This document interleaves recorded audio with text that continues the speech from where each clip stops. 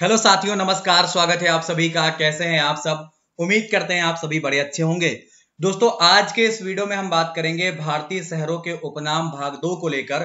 भाग 1 हम लोग कर चुके हैं, जिसमें हमने 25 महत्वपूर्ण सवालों की बात करी थी।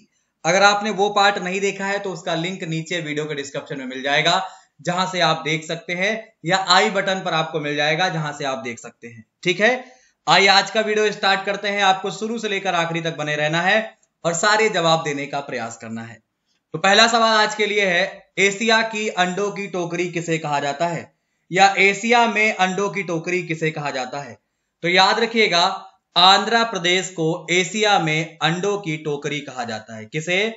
बहुत बढ़िया सवाल है और आपको याद भी होना चाहिए, आंध्र प्रदेश को एशिया में अंडों की टोकरी कहा जाता है। ठीक है भाई, आपको बता दें कि अंडों के लिए यह बहुत ज्यादा विख्यात है, यही वजह है कि इसे कहा जाता है।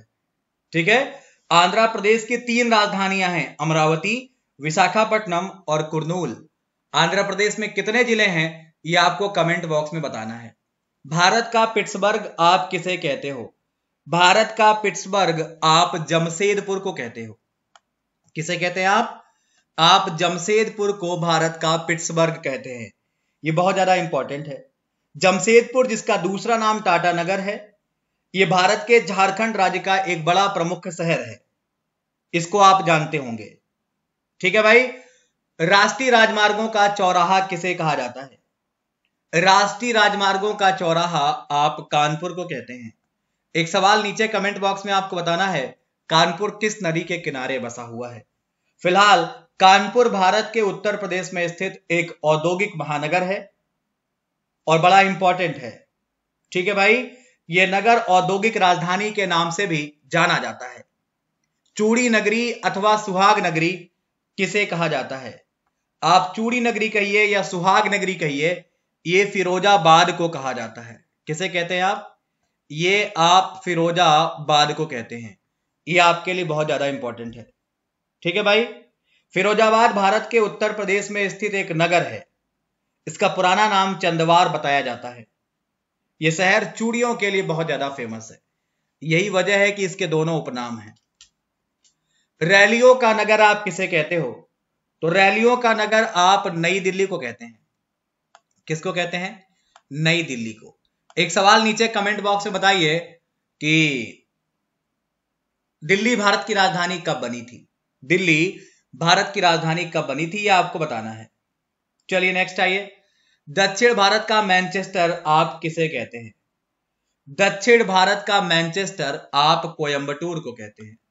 किसे कहते हैं? आप कोयंबटूर को कहते हैं। कोयंबटूर भारत के तमिलनाडु राज्य में स्थित एक नगर है।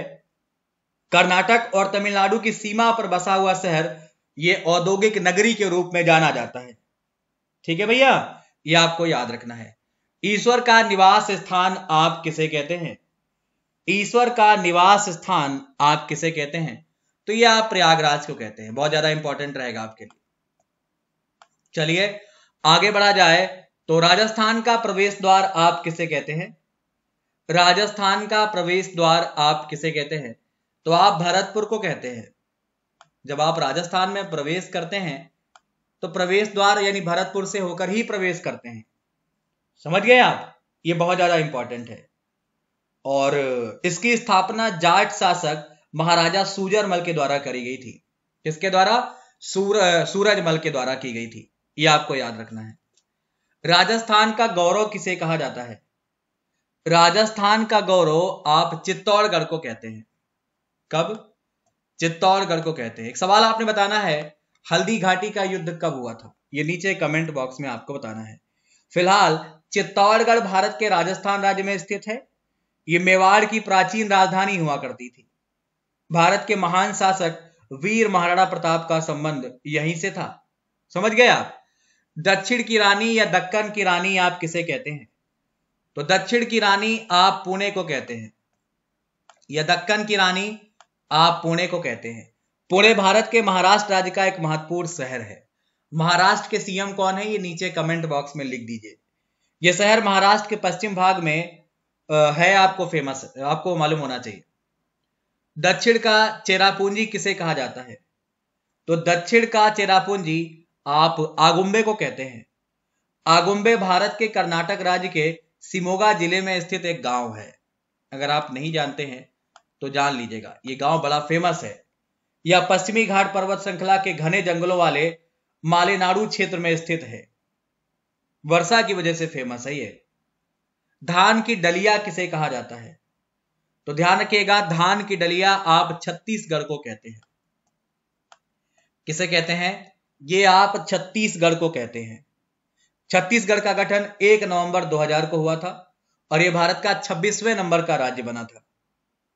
समझ गए भाई, बड़ा इंपॉर्टेंट है। लीची नगरी आप किसे कहते हो? लीची नगरी आप देहरादून को कहते हैं। किसे कहते हैं? लीची नगरी आप देहरादून को कहते हैं। अच्छा, एक सवाल नीचे कमेंट बॉक्स में बताइए, सर्वाधिक लीची भारत के किस राज्य में पैदा होती है या उत्पादित होती है? देहरादून उत्तराखंड राज्य की राजधानी है। देहरादून नगर पर्यटन, शिक्षा, स्थापत्य, संस्कृति, प्राकृतिक सौंदर्य के लिए फेमस माना जाता है। 5 नदियों की भूमि किसे कहा जाता है? तो 5 नदियों की भूमि आप पंजाब को कहते हैं। नाम से क्लियर है ना, पंजाब।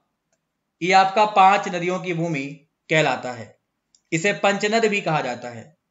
समझ गए आप? मसालों का बगीचा किसे कहते हैं आप? मसालों का बगीचा आप केरला को कहते हैं। केरला के मसाले बड़े फेमस है, आप इसे जरूर याद रखें। ठीक है भाई, चलिए। फिलहाल केरला भारत का एक प्रांत है, इसकी राजधानी तिरुवनंतपुरम है। मलयालम यहां की मुख्य भाषा है, यह आपको याद रखना है। किन पहाड़ियों को ब्लू माउंटेन कहा जाता है? किन पहाड़ियों को ब्लू माउंटेन कहा जाता है? तो नीलगिरी पहाड़ियों को ब्लू माउंटेन कहा जाता है। किन्हें? नीलगिरी पहाड़ियों को कहा जाता है। यह आपको जरूर याद रखना है, बिल्कुल नहीं भूलना है। ठीक है भाई। नीलगिरी भारत के पश्चिमी घाट की पर्वतमाला कही जाती है। नीलगिरी भारत के राज्य तमिलनाडु का एक प्रमुख पर्यटक स्थल है। नीलगिरी की पहाड़ियों को ब्लू माउंटेन कहा जाता है। ठीक है ना, यही सवाल था। भारत की सिलिकॉन वैली किसे कहा जाता है? भारत की सिलिकॉन वैली आप बेंगलुरु को कहते हैं। किसे कहते हैं?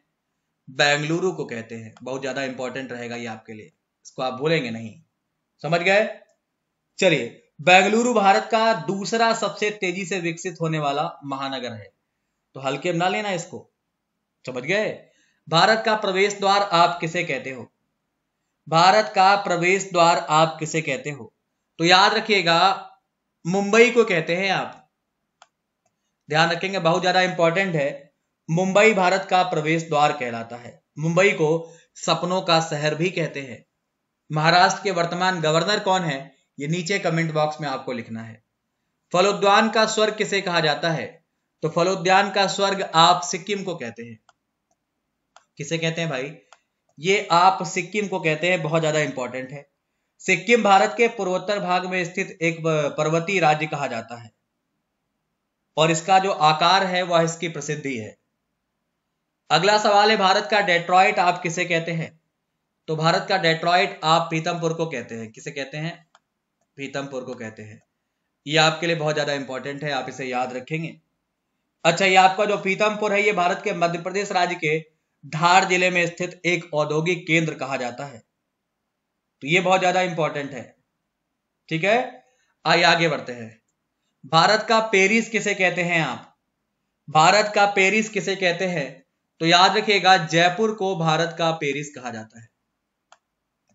किसको? जयपुर को भारत का पेरिस कहा जाता है। ये बहुत ज्यादा इंपॉर्टेंट है, अब आपको याद रखना है। जयपुर अपनी समृद्ध भवन निर्माण के लिए फेमस है। किसे पूर्व का स्कॉटलैंड कहा जाता है? बताइए। यह आपका 22 नंबर सवाल है। किसे पूर्व का स्कॉटलैंड कहा जाता है? तो मेघालय को पूर्व का स्कॉटलैंड कहा जाता है। बहुत ज्यादा इंपॉर्टेंट है। ठीक है भैया, मेघालय का अर्थ होता है बादलों का घर। अगला सवाल है, किसे राजस्थान का शिमला कहते हैं? कौन है जिसको राजस्थान का शिमला कहा जाता है? तो माउंट आबू को आप राजस्थान का शिमला कहते हैं। ये बहुत ज्यादा इंपॉर्टेंट है। और माउंट आबू पर्वत के विषय में बात करेंगे तो राजस्थान का एकमात्र पहाड़ी नगर यही है।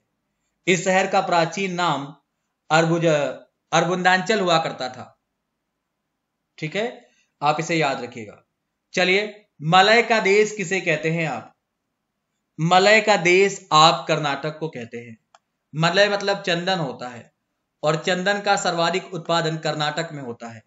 पूरे भारत का तकरीबन 70% चंदन यही होता है।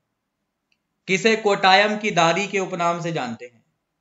बहुत ज्यादा इंपॉर्टेंट है, तो याद रखिएगा। कोटायम की दादी के रूप में मलयाला को जानते हैं। क्या उत्तर होगा? मलयाला। ये बहुत ज्यादा जरूरी है आपके लिए। ठीक है भाई। तो ये आपका जो कोटायम जो है वो भारत के केरल राज्य के कोटायम जिले में स्थित एक नगर है। तो ये आप सब जानते होंगे। आइए, तो इस तरीके से ये भाग 2 के 25 महत्वपूर्ण सवाल थे। भाग 1 के हमने 25 पहले ही कर लिए हैं। समझ गए भाई?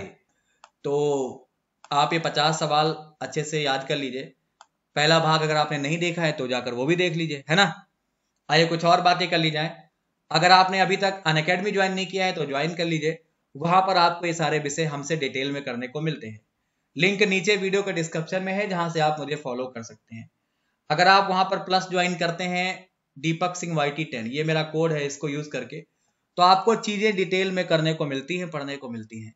दूसरी बड़ी बात, वहां पर आप मेरी फ्री क्लास भी कर सकते हैं, जिसके लिए आपको कोई पैसा नहीं देना है। कोड वहां पर भी आपको यूज करना है, दीपक सिंह YT10। ये फ्री है, ये आपका अनलॉक कोड होगा। ये आपके आने वाले बैच है या चल रहे बैच है या निकल चुके बैच हैं, जिसमें आपको क्या फायदा मिलता है? सारे सब्जेक्ट आपको एक साथ कवर करने का अवसर मिलता है। आज का डाउट वाला फीचर SSC कैटेगरी में है, जहां से आप अपने डाउट को खुद से क्लियर कर सकते हैं। समझ गए? और ये आपके प्लस के चार्ज हैं, जितने लंबे समय का लेते हैं उतना आपको फायदा है। अगर आप 24 मंथ का एक साल लेते हैं तो आपको 150 पर मंथ के हिसाब से ही पे करना है। तो लंबे समय का लीजिए, फायदा उठाइए। फिलहाल आज का ये भाग 2 खत्म करते हैं और आपसे बात करेंगे बहुत जल्द किसी नए टॉपिक को लेकर, कुछ नए सवालों के साथ। आज के लिए इतना ही। धन्यवाद, नमस्कार, बाय बाय।